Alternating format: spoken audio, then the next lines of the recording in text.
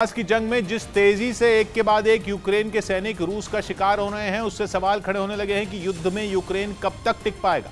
खुद यूक्रेन के राष्ट्रपति व्लादिमीर ज़ेलेंस्की कह चुके हैं कि जंग में रोजाना उनके 60 से 100 सैनिक मारे जा रहे हैं और जंग के मैदान में संख्या के मामले में यूक्रेन की सेना पहले ही रूस की फौज के मुकाबले में बौनी है। उस पर अगर यूक्रेन के जवान यूं ही जान गंवाते रहे तो रक्षा विशेषज्ञों का मानना है कि यूक्रेन की हालत बहुत ज्यादा बिगड़ने वाली है। यहां तक कि यूक्रेन की सेना के एक पूर्व चीफ ऑफ जनरल स्टाफ तक मान रहे हैं कि अगर यूक्रेन को अपने जवानों की जान बचानी है तो उसे ऐसे हथियार चाहिए जो न सिर्फ रूस के हथियारों के बराबर ताकत रखते हों बल्कि उनसे भी दमदार हों।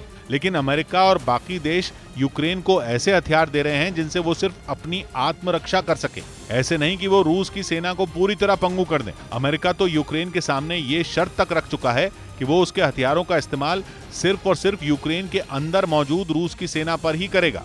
रूस की सीमा के अंदर वो अमेरिकी हथियारों से बिल्कुल भी वार नहीं करेगा। उस पर यूक्रेन से लेकर नेटो तक कह चुका है कि ये युद्ध फिलहाल खत्म नहीं होने वाला।